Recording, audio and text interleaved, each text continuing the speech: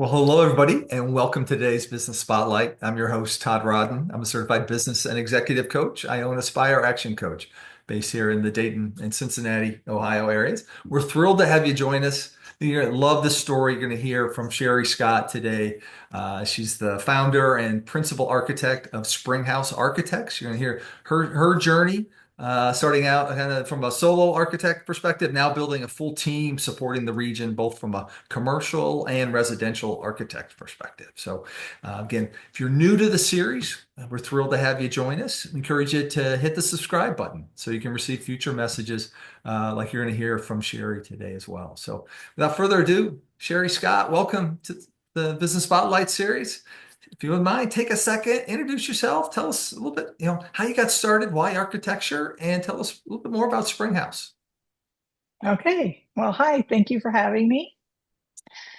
So I got into architecture a little bit on a whim in high school. I didn't know what I was going to do, and my dad called the school counselor and said, "Get her to pick something." And so I went into the counselor's office and we went through a couple of things and kind of landed on architecture, and it sounded cool. And um, I got accepted into UC, University of Cincinnati Architecture Program. I, of course, wanted to go across the country and as far away from home as I could. And again, my dad stepped in and said, "Yeah, you're going to a state school." Cool. So Yeah. UC is actually an excellent school for architecture. So I had no argument not to go down to Cincinnati. So um, after I got out of college, I worked at a local residential architecture firm here in Centerville. I worked there for 12 years, and then the 2008 crash hit, which hurt the housing industry terribly. So they couldn't pay me anymore. So perfect, perfect, horrible time to go out on your own. Oh, Um, and so I just did. I went out on my own and started Springhouse Architects at that time. And it was just me for a long time, doing every little bit and everything that I could. And over time, we finally made the leap to hiring people and growing and just getting a really good portfolio behind us and here we are today.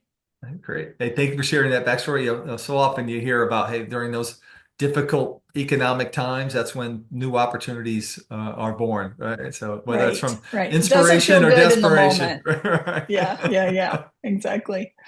So take a minute, share with the audience kind of who are your ideal customers. So hey, someone's listening, hey, they could be a great fit for your services. Yeah, so over the last 2 years, we have broadened our scope quite a bit. I have always been a residential architect and have always been in that world. So obviously, custom home clients would be a perfect fit for us. That's what most of our experience is in. In the last 2 years, we did merge with a Cincinnati architect, and he is now within Springhouse, and he brought quite a bit of commercial experience to us. And so, what we've been able to do is do more commercial work. Mainly, we're still staying kind of in the living space, so mainly multifamily and mixed use projects. So, for that kind of project, it's typically developers that we work with. But then on the residential side, we work with single homeowners, anyone that wants to do a custom home. Not really any certain style and not any certain size. We do very big homes, but we also do. I just had a meeting today. Somebody's doing 1,600 square feet, and the challenges are different, but equally as interesting to us. Okay. Hey, thank you for sharing that. And we'll share the website later on. This is some beautiful homes that you can see on Thank you. display there as well. Uh, so kind of that next step, what do you think separates Springhouse then from potentially other providers that are out there in the market? What makes you unique? I would say that Springhouse is very good at being a guide. We guide our clients through every project, and especially in a residential project, either people haven't done a big project like this before, or at least on the scale that they're doing. A custom home is a big undertaking, and it really takes over your life for probably 2 years. Yeah. And to have a guide through that process, it makes all the difference. So what we do is we design the house, we produce the construction documents. That's usually where architects stop in the residential world, but we help people find their contractor. We help them select all of the materials. We do the interior design. So we're selecting cabinets and countertops and flooring, all of those things, to keep them in budget, to keep the design cohesive. We've seen so many projects fall apart where we designed the exterior shell of the home with a certain style, and then they hook up with the person that sells the cabinets and they have a different idea, and the person that sells the lighting and they have a different idea. So to make this project really cohesive, we work together with the client to make all of those selections. And then we also work with them through construction, because that's a very stressful time when you don't know what's supposed to be happening. You don't know if the structure that they put up is what's in the drawings. You don't know what the timeline should look like. And so we come alongside you. We have no control over the construction or the pricing, but we can help you really just be a guide through that. If you have questions or anything on site that you're like, Sheri, is this how that's supposed to be? And I'll either say yes or no, and we can meet with the contractor. And it ends up being a very symbiotic relationship between the architect, the homeowner, and the builder. All three of us in a triangle come out with a really strong, fun project. Well, that's great. That sounds huge because having been part of a couple of new houses myself, it can just seem overwhelming. It's It daunting. is. It does Yeah. consume your life while that's going on, and there's so many decisions, and you're not sure who all you need to reach out to. So yeah, having someone to be that guide, that Sherpa Yeah. through that Yeah. process can really make it a much more take the stress out of that experience, which Much really more can be. pleasant. Yeah. Yeah. And it should be. It should be something that's exciting, and that you end up with something you love at the end, and not full of regrets. Yeah. So I'm curious, so what have been your keys to growth? You said, hey, I think roughly 16 years or so now is your own Yeah. firm. How do you best acquire clientele? What have been the marketing strategies or other strategies there? Yeah, marketing, it's tough. It's tough in the residential world to market directly to someone that is in the moment thinking about doing a brand new home, right? We have found it very difficult to find those people at the exact right time. Um, what I have done is, alongside of us being a guide, I tend to be very educational. So I have written a book that basically tells people everything that, as an architect, everything I would want you to know before we started a project, I wrote down in a book, that you can find on my website for free. Download it. Um, and then also blog posts on so the marketing side, the blog posts on my website have probably been our best lead, for people to find us on Google. A lot of our clients find us on Google. They're the people that um, are doing this for the very first time. They don't know where to start. They don't know an architect. They don't know how the process works, and so they find us through those kinds of questions that they ask. We show up, and they call us, and we try to be very helpful.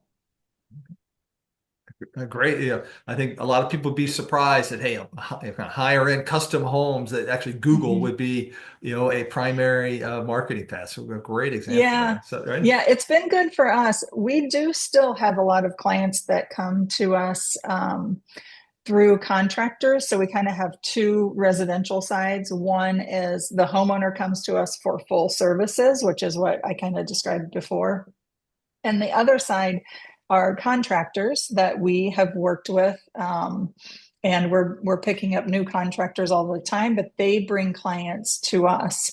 And the reason we open up to both of those sides is because um, in this region, it's different all over the country. It's all very local how people hire contractors and hire architects. But in this area, people tend to find their builder first. They find their builder and their lot before they hire the architect. So we are open. We work very well with contractors that bring in their clients. And we typically do reduced services for that because the builder takes over a lot of that responsibility of helping Mhm. people with selections. So it really just, we're open to tailoring our services to what people really need. Okay. So you started during a very interesting time, right? The Mm, 2009-ish, the coming off the housing kind of crisis that yeah. we had then. Curious, since then, what's been another big challenge that you had to overcome, and what did you learn from that? Currently, one challenge I have is, I said I didn't want to go to UC for college, but I have fallen in love with the city of Cincinnati. I live kind of halfway between Dayton and Cincinnati now. And as my kids have graduated high school and moved on, I'm a happy empty nester. And we've spent a lot of time downtown Cincinnati. So one of the things that I've been trying to do is to move more of our work, to not move our work to Cincinnati, but get more work in the Cincinnati area so that we can kind of span out. Most of our residential work is up here in the Dayton area.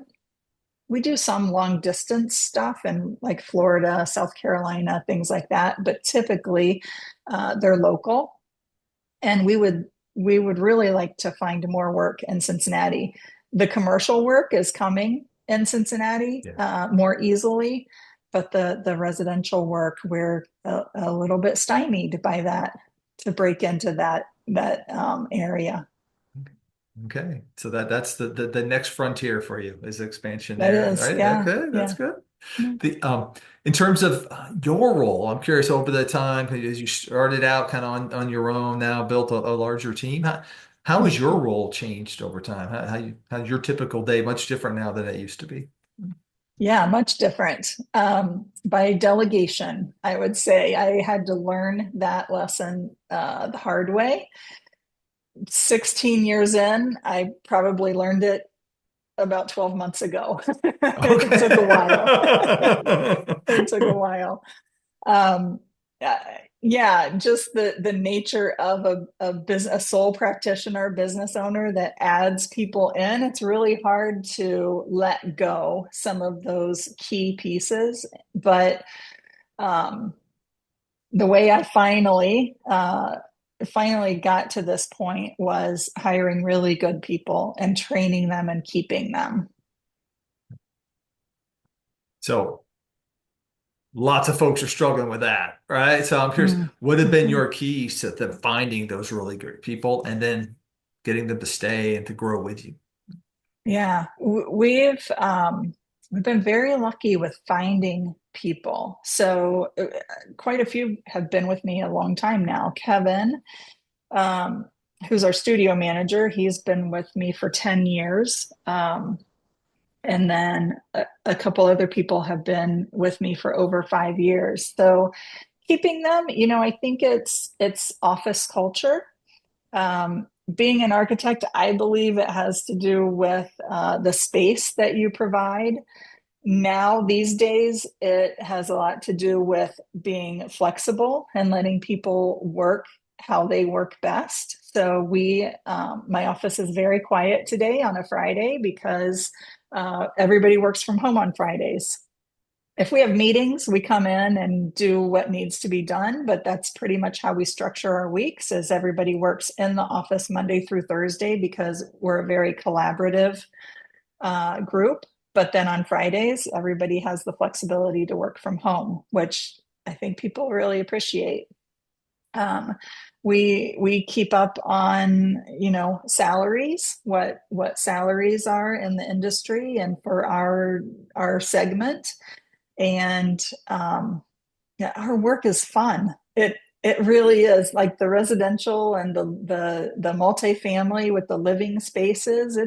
It's very interesting work, and the clients always change. So now we're working with contractors, but we typically work with homeowners, and so it's always different people coming in. People really get to know the entire staff when they walk in here for meetings. Everybody kind of says hi, and it's a good environment, and it's a great job. Okay. Yeah, that's fun, right? I assume it's got to Yeah, be, probably some types of celebrations or obviously very rewarding when, you know, those those folks move into their new dream home as well, right? right, You get to see right. that and experience that. Yeah, and we get invited over for dinner. Like the team will go for a team dinner at the house and get a tour of the home, and it's really enjoyable. Okay. Well, you're now 16 plus years in. You talked about, hey, the next challenge is growing more in the Cincinnati market, both commercial and residential. But Yeah. what's your dream for the business? You look 5, 10 years down the road. What's that vision? I struggle with this. I do a lot of goal setting work, and that's the one thing that changes quite a bit for me. Um, right now, my goal is to just get better at what we're doing right now. We're in a really good spot. I feel like we are offering services that people want, and we're good at delivering the services that we do. I don't know that I'm interested in growing a lot more. It feels good at 8 people, maybe 10, but beyond that, it you architecture firms tend to separate into studios once you're over 10 people. And right now, at this point, I don't want to separate into studios. I like us all kind of collaborating and working together. Okay, good.